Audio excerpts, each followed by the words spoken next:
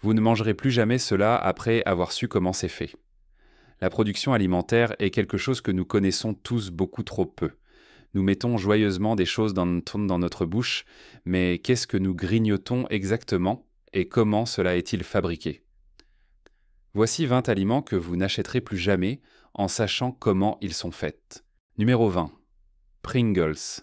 Les dernières générations se caractérisent par avoir dévoré durant notre enfance toutes sortes de bonbons et de collations. Parmi tous ces aliments, peu sont aussi emblématiques que les Pringles, une sorte de chip en forme de vague qui s'empilent parfaitement les unes sur les autres et sont stockées dans des contenants tubulaires. Beaucoup d'entre nous les classent mentalement dans le groupe des chips, mais surprise, ce ne sont pas des chips. Comment font-ils pour que toutes les chips aient la même forme? Les coupent-ils comme ça et les font-ils frémir d'une manière spéciale? Eh bien non. En réalité, avant la friture, les Pringles sont une pâte découpée dans la même forme et taille. Soyons honnêtes, il est impossible de ne pas aimer le goût. Techniquement parlant, les Pringles sont faites de flocons de pommes de terre ou de pommes de terre déshydratées, d'huile végétale, de farine de riz, d'amidon, de blé, de maltodextrine, de sel, iodé de dextrose et de dérivés du blé. Alors où sont ces vraies pommes de terre exactement? Les chips Pringles ont tout sauf des pommes de terre. En fait, elles contiennent tellement d'additifs, d'arômes, de saveurs et de colorants qu'elles ne peuvent pas être considérées comme des pommes de terre.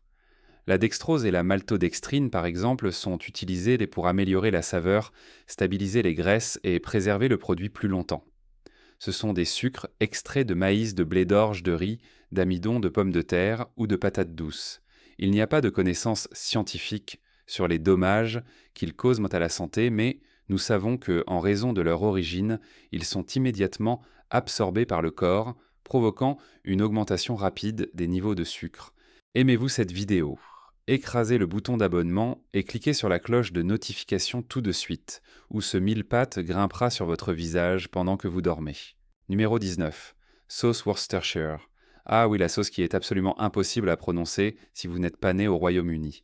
Les gens l'adorent ou la trouvent épouvantable. Quoi qu'il en soit, tout le monde a un avis fort sur la sauce Worcestershire. Mais comment est-elle née? La sauce a été produite pour la première fois par deux chimistes, John Wiley Lee et William Perrins, qui l'ont mise en vente en 1837. L'histoire raconte qu'il y avait un aristocrate local, nommé Lord Sandy, qui avait été gouverneur du Bengale en Inde.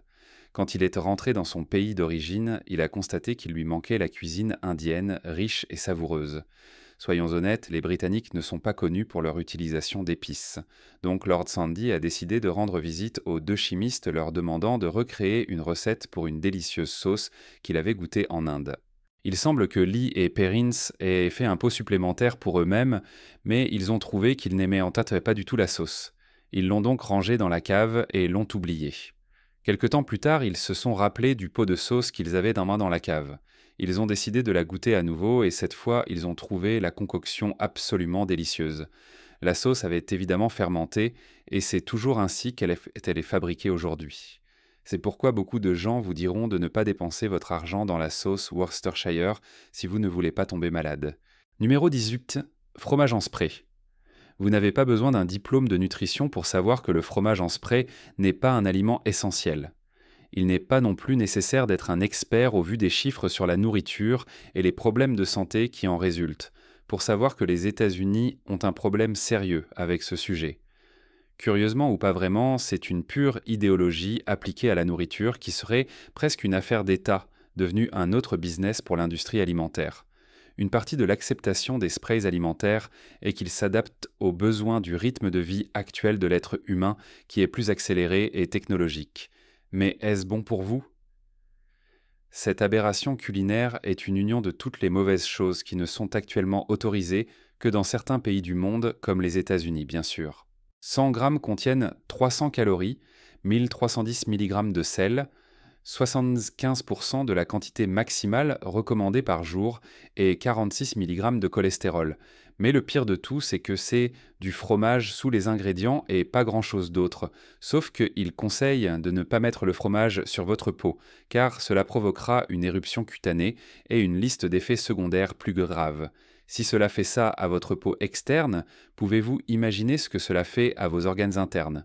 Bien, Numéro 17. Jus d'orange. Une partie importante du petit déjeuner est le jus d'orange. Cependant, sa consommation excessive peut causer des dommages à votre santé. Le jus d'orange contient du fructose. Une consommation excessive peut entraîner des dommages à votre santé. Le jus d'orange contient du fructose. Une consommation excessive vous fait prendre du poids en trompant votre métabolisme, en désactivant l'organe de contrôle de l'appétit dans votre système. Le fructose ne stimule pas adéquatement l'insuline, ce qui à son tour ne supprime pas la gréline, l'hormone de la faim, et ne stimule pas la leptine, l'hormone de la satiété, ce qui mène ensemble à une résistance à l'insuline et cela fait que la personne mange trop. Le jus d'orange peut endommager vos oreilles. Le fructose augmente les niveaux de triglycérides. L'oreille est généralement le premier organe à révéler un problème dans le système circulatoire, l'hyperlipidémie étant plus fréquente, c'est-à-dire des niveaux élevés de triglycérides. S'il n'est pas frais et a été au réfrigérateur ou à l'extérieur pendant plus de 2 heures, sa valeur nutritionnelle est réduite jusqu'à 80%. Cela peut également causer le diabète. Bien que manger des fruits réduise le risque de développer un diabète, le boire semble l'augmenter. Si vous le buvez pour les fibres, le jus d'orange ne contient pratiquement pas de fibres. Un verre de jus d'orange représente 10% des fibres qu'une orange a. Cela peut augmenter dramatiquement votre poids. Seuls des glucides à absorption rapide sont utilisés dans le jus d'orange, ce qui augmente rapidement l'insuline dans le sang et favorise la formation de graisse. Le jus d'orange peut être nuisible, mais s'il est consommé avec modération et dans le cadre d'un régime équilibré, il peut être bénéfique. Tout est une question de modération. Numéro 16. Bière. Saviez-vous que la plupart des bières ne conviennent pas aux végétaliens? Mais qu'est-ce qui pourrait bien se trouver dans la bière qui provienne d'un animal? La réponse est assez dégoûtante en fait. Les végétaliens ont de nombreux problèmes lorsqu'il s'agit de choisir quelle bière boire car beaucoup des variétés modernes utilisent maintenant des protéines animales dans leur fabrication. Plus précisément, l'ingrédient conflictuel est la soi-disant isinglass.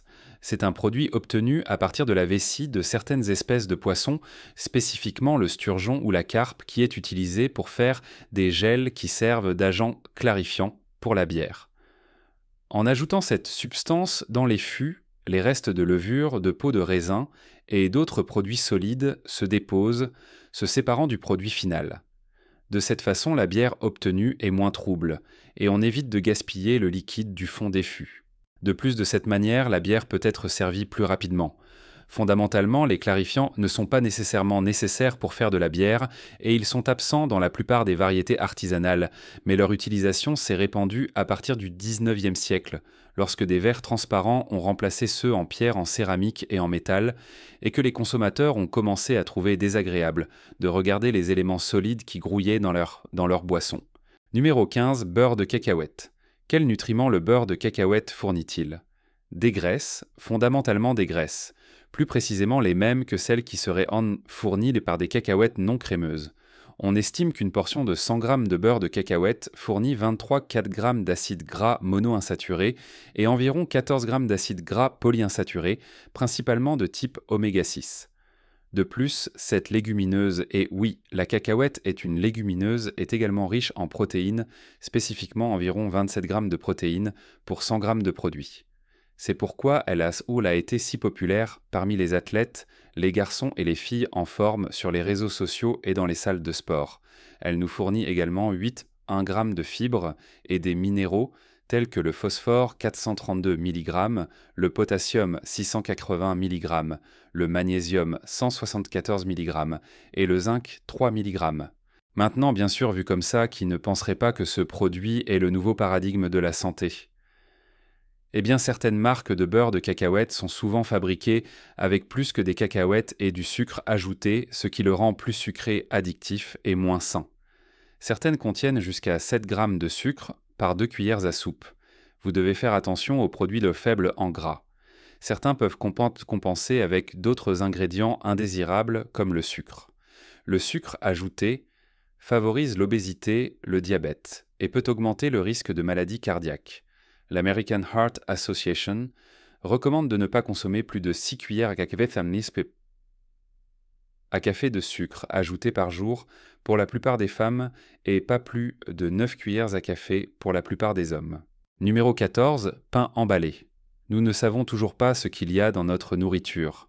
Par exemple, le pain À moins que vous n'achetiez des mixtes provenant de l'eau limitée dans une boulangerie locale, il y a de fortes chances que vous ne puissiez pas savoir exactement ce qu'il y a dedans. Si vous achetez votre pain auprès d'un producteur commercial, il contient probablement des cheveux humains. Oui, vous avez bien entendu, des cheveux humains.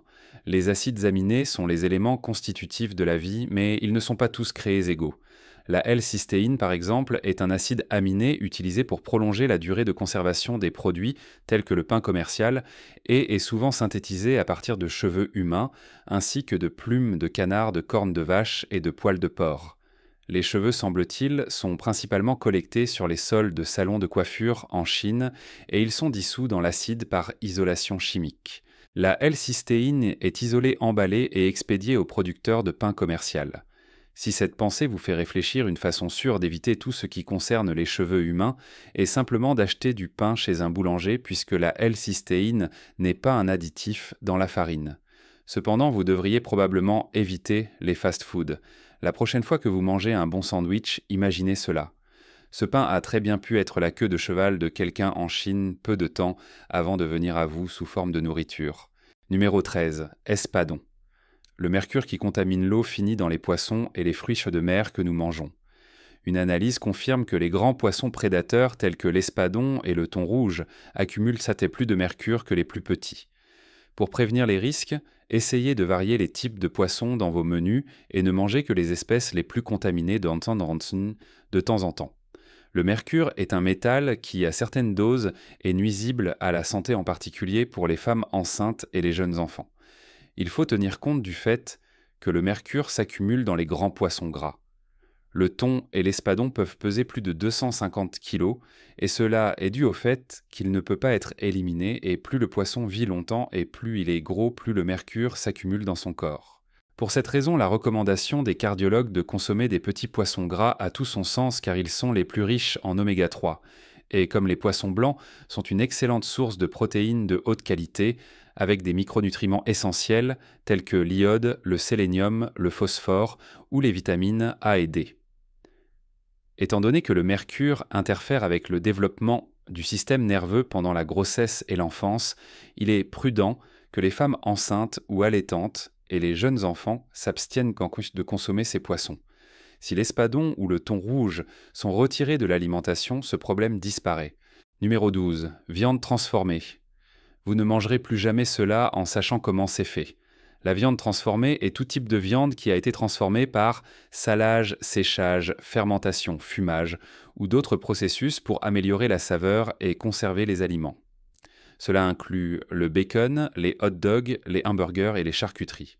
Bien que la plupart d'entre eux soient en toit du bœuf ou du porc, ce groupe inclut également des saucisses fabriquées avec du sang de la volaille hachée ou des abattes. Des exemples de viande transformée incluent des saucisses, du jambon, du corned beef et du jerky ou du beef jerky, ainsi que de la viande en conserve et des préparations et sauces à base de viande. La viande transformée est considérée comme hautement cancérigène pour les humains.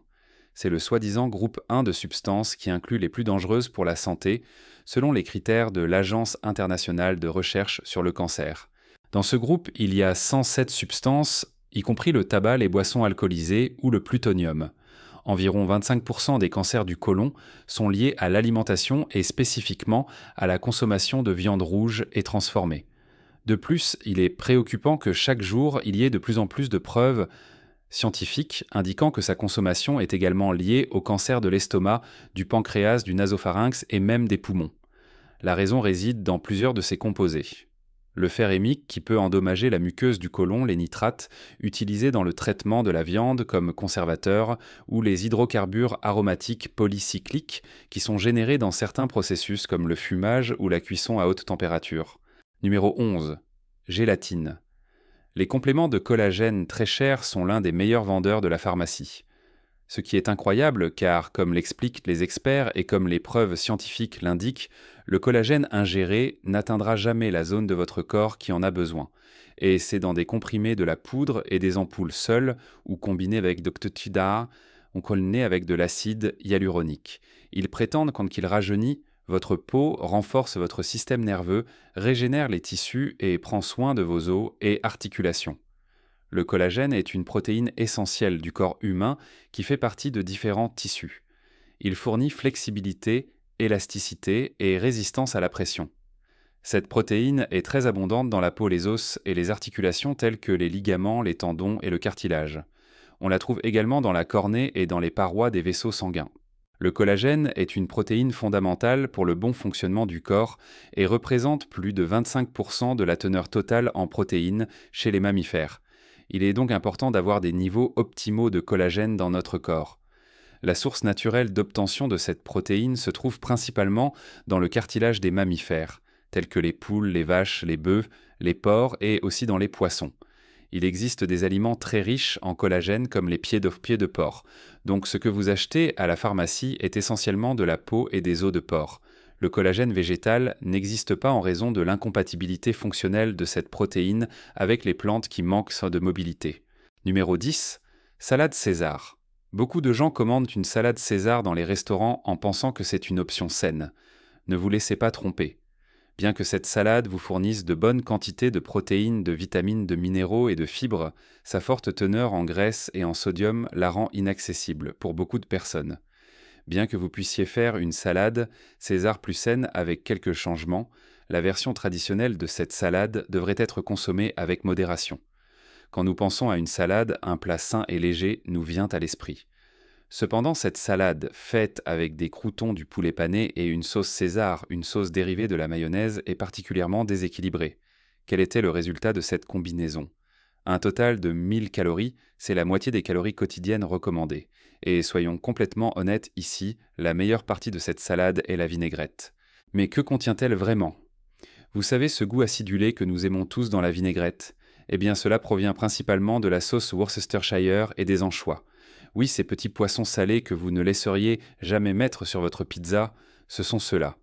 Cette salade est si chargée de mauvaises choses pour vous que des experts du monde entier confirment qu'elle est elle-même plus calorique qu'un cheeseburger en faisant la salade la plus malsaine et la plus calorique jamais créée. Vous devriez jeter un œil à ma salade de tacos. Numéro 9. Popcorn au micro-ondes. Qui n'aime pas le popcorn au micro-ondes? Mais hélas, c'est super mauvais pour vous. Les ingrédients du pop-corn ainsi que les matériaux d'emballage contiennent des éléments nocifs pour la santé. L'intérieur du sac contient de l'acide perfluorooctanoïque qui est utilisé dans les poêles en téflon pour empêcher les aliments de coller. Il a été constaté que ces résidus peuvent rester dans l'environnement et dans le corps pendant longtemps. De plus, des études ont révélé que lorsque le produit chimique est chauffé, il peut provoquer l'infertilité, le cancer et d'autres maladies. Le grain de maïs, bien qu'il ne soit pas génétiquement modifié, n'est pas non plus biologique. Il peut donc contenir des pesticides nocifs pour votre santé. La plupart des marques ne contiennent plus de graisses trans les plus nuisibles pour le corps. Cependant, elles présentent d'autres types de graisses, telles que les graisses saturées, qui sont mauvaises en raison de la difficulté à les éliminer du corps. Il y a aussi des ingrédients qui ne sont pas mentionnés sur l'étiquette. Par exemple, le TDHQ est souvent ajouté pour préserver les huiles qui font éclater les grains. Ce produit chimique est fabriqué à partir de butane, un gaz toxique, qui consommé en quantité suffisante peut provoquer des troubles de l'attention et de l'hyperactivité chez les enfants, de l'asthme, des allergies, des dermatites et des vertiges. De plus, lors des tests en laboratoire, il a généré des cancers de l'estomac chez les animaux. Enfin, le colorant artificiel peut contenir du glutamate monosodique, des glandes anales, de castor et du diacétyl. Ces composés provoquent des complications pulmonaires pour ceux qui les manipulent dans les usines. Et qui veut manger la glande anale d'un animal de toute façon? Numéro 8. Nouilles instantanées. De nos jours, il semble que si vous êtes un étudiant dans un appartement partagé, votre garde-manger doit être rempli de contenants de nouilles instantanées. Cependant, cette méthode pratique pour apaiser la faim et préparer des repas rapidement et savoureux pourrait causer des ravages sur la santé des consommateurs, en particulier chez la population féminine. Du moins, c'est ce qu'une étude réalisée par un groupe de chercheurs de l'école de santé publique de Harvard défend, dont les résultats ont été publiés dans le célèbre Journal of Nutrition. Apparemment, sa consommation augmenterait le risque de développer un syndrome métabolique chez les femmes de 68%. Bien que oui, il soit nécessaire de manger ce type de nouilles instantanées au moins 2 fois par semaine. La recherche s'est concentrée sur un groupe de 10 711 adultes en Corée du Sud, un choix qui n'est pas accidentel étant donné que la consommation de nouilles instantanées dans ce pays est la plus élevée au monde. Cependant, beaucoup trouveront curieux que les plus touchés soient les femmes. Pourquoi? Eh bien, l'un des principaux auteurs de la recherche, le docteur Frank B. Hu, professeur de nutrition et d'épidémiologie à Harvard, se demande la même chose. Cela peut être dû au fait que les femmes rapportent leur régime alimentaire plus précisément ou parce que les femmes post-ménopausées sont plus sensibles à l'effet diététique des glucides, du sodium et des graisses côtières saturées. La consommation de nouilles instantanées est relativement élevée parmi les populations asiatiques. En fait, les Sud-Coréens ont consommé 3,4 milliards de paquets de nouilles rien qu'en 2010. Numéro 7. Thon. Le thon en conserve est un aliment que beaucoup de gens ont dans leur garde-manger et qu'ils mangent plus d'une fois par semaine dans des salades, entre du pain et dans différentes recettes. C'est un produit sûr, mais manger beaucoup de thon en conserve peut ne pas être si bon pour votre santé. Cela dépend de la fréquence à laquelle ce poisson est consommé. Le thon en conserve a de nombreuses propriétés et sa consommation est bénéfique avec modération. Le thon contient des vitamines A, DB3 et B12. Par exemple, il protège la peau et la mémoire, ainsi que d'autres fonctions de notre corps, qui nous permettent d'avoir une meilleure santé. De plus, le thon en conserve est riche en acides gras oméga 3 qui aident à réduire le cholestérol et à fluidifier le sang. Mais le thon a un point important contre lui, c'est la quantité de mercure qu'il contient, et c'est dangereux en particulier pour les enfants et les femmes enceintes. Les cerveaux des enfants sont encore en développement, ce qui signifie qu'ils absorbent les nutriments plus rapidement que les adultes. L'exposition au mercure à ce stade peut causer des conditions extrêmement graves et irréversibles telles que des troubles d'apprentissage et des retards de développement chez les nourrissons et les fœtus. De fortes doses peuvent entraîner des difficultés cognitives, une paralysie cérébrale, une surdité et une cécité. Chez les adultes, l'intoxication au mercure peut provoquer des problèmes de fertilité et de pression artérielle. Je parie que ces anchois semblent de mieux en mieux maintenant. Numéro 6. Viande emballée. L'une des principales conclusions d'une analyse a été que la viande hachée emballée a une proportion inadéquate de protéines et de collagène. La présence de collagène est liée au fait que certaines parties de l'animal qui ne devraient pas être incluses dans ce produit sont hachées, comme le cartilage et les tendons. D'autre part, si vous achetez la viande chez le boucher, vous verrez si le morceau est propre et qu'il ne vous serve que de la viande. Il existe une loi qui permet jusqu'à 1% de traces d'autres types de viande que celles annoncées sur l'étiquette à l'intérieur des barquettes de viande hachée. Ce qui est surprenant, c'est qu'une étude a montré que ce pourcentage est en réalité beaucoup plus élevé, atteignant même 3% dans certaines viandes de mauvaise qualité et moins chères comme le porc et le poulet. Que signifie cela? Eh bien, quand nous achetons une barquette de viande hachée de bœuf dans un supermarché, nous pouvons découvrir que 3% est du porc qui est une viande moins chère. Cependant, l'inverse n'est pas vrai car le bœuf est plus cher. C'est une pratique assez courante parmi de nombreuses marques qui de cette manière réduisent les coûts et parviennent à augmenter le contenu de la barquette en mélangeant la viande principale avec des produits de moindre qualité. Numéro 5. Céréales en boîte. Les céréales commerciales, celles qui viennent dans des boîtes en carton avec des designs colorés et attrayants, sont devenues l'option principale pour le petit déjeuner de nombreuses personnes dans le monde entier. Leur grande popularité est due en partie à la simplicité de leur consommation. Il vous suffit de les servir avec un peu de lait et c'est tout. Cependant, elles ont également gagné en popularité car elles sont vendues comme des aliments sains enrichis de vitamines et de minéraux. Bien qu'au départ, ces céréales étaient simplement des flocons de maïs cuits au four, des changements ont ensuite commencé à être apportés aux ingrédients, au mélange, à l'incorporation de couleurs, de saveurs et de sucre. Aujourd'hui, il existe de nombreuses alternatives parmi lesquelles choisir. Lorsque vous lisez le tableau nutritionnel sur beaucoup de ces céréales, vous constaterez que la teneur en sucre par tasse ou par 100 grammes est presque le total de la dose quotidienne recommandée. En fin de compte, ce que vous obtenez avec leur consommation est une bombe calorique d'autant plus si vous décidez de les accompagner de lait. La consommation élevée de céréales sucrées est associée à des troubles du comportement chez les enfants, ainsi qu'à des conditions telles que le diabète et l'obésité. Ces céréales sont riches en amidon et peuvent donc facilement provoquer des pics de glycémie. Par conséquent, ces céréales ne sont pas recommandés pour les personnes atteintes de diabète, de prédiabète ou de faible sensibilité à l'insuline. De plus, les glucides raffinés sont directement liés au surpoids et à l'obésité. Numéro 4. Poulet. Selon l'American Heart Association, manger 3 à 4 œufs par semaine a été associé à un risque accru de 6% de souffrir d'un événement cardiovasculaire et à un risque accru de 8% de mourir de toute autre cause liée au cholestérol. Les chercheurs ont découvert que la consommation de quantités comparables de viande rouge ou de poulet ou d'autres volailles augmentait également les niveaux de cholestérol, surtout lorsqu'on compare combien le niveau sanguin de cette molécule redoutée augmente si la même quantité de cholestérol est consommée à partir de protéines végétales, en particulier du soja. Quand ils ont entrepris de faire cette étude, ils s'attendaient à ce que la viande rouge ait des effets indésirables plus importants sur les niveaux de cholestérol sanguin que la viande blanche. Ils ont été très surpris de voir que ce n'était pas le cas.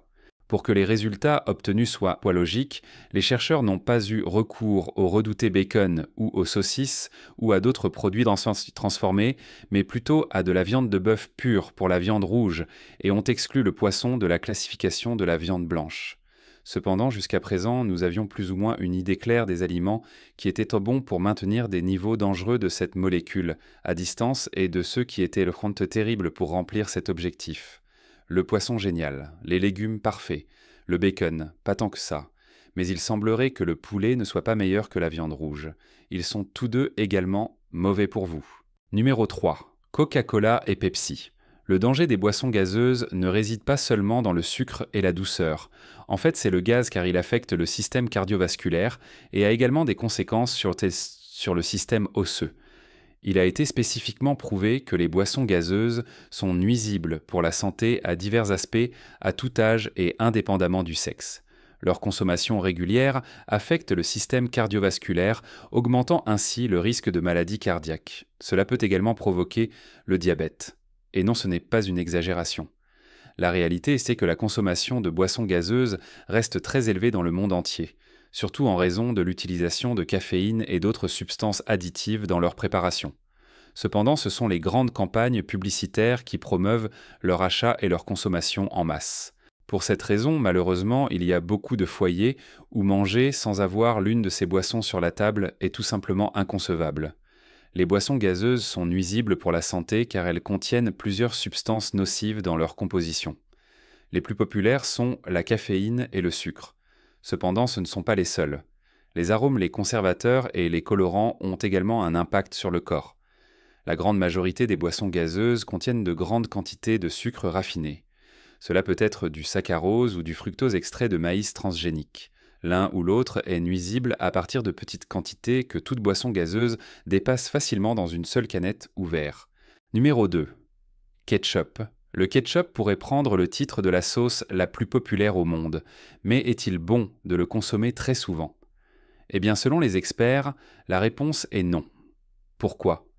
Eh bien parce que le ketchup est plein de substances qui ne sont pas exactement saines comme le sucre, le sel, les épices et le sirop de maïs à haute teneur en fructose. Un aliment riche en nutriments fournit des micronutriments protecteurs et aide à soutenir l'immunité. Cependant, le ketchup a une faible valeur nutritionnelle et ne contient ni protéines ni fibres. Une consommation excessive d'aliments contenant du sirop de maïs à haute teneur en fructose est liée à des niveaux élevés de triglycérides, un type de graisse présent dans le sang qui provoque des problèmes cardiaques. Manger beaucoup de sucre peut vous faire prendre du poids. De plus, lorsque l'excès de glucose réduit la capacité des cellules à absorber et à utiliser le sucre dans le sang, une résistance à l'insuline se produit. La sauce tomate étant un aliment acide en raison de la présence d'acides tels que l'acide malique et l'acide citrique peut provoquer des brûlures d'estomac. Par conséquent, ceux qui ont des problèmes d'estomac, tels qu'un trouble digestif ou un reflux gastro-œsophagien, doivent éviter le ketchup.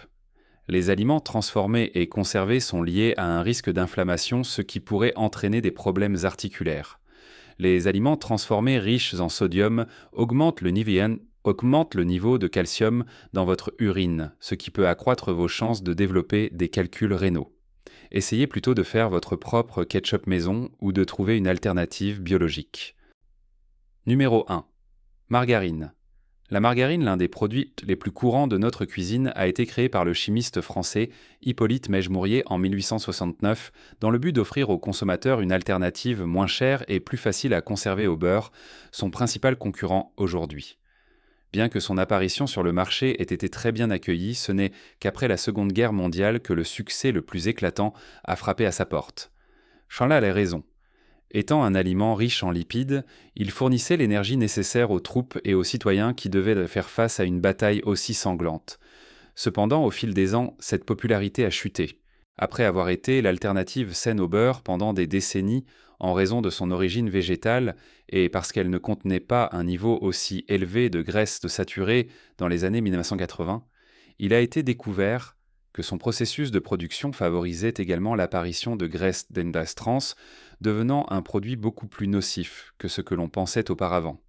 Il était nécessaire d'être prudent avec ces produits car il n'est pas conseillé d'ingérer plus de 3 grammes de ces composés par jour et parce que ces produits ne conviennent pas aux femmes enceintes, aux femmes allaitantes et aux jeunes enfants.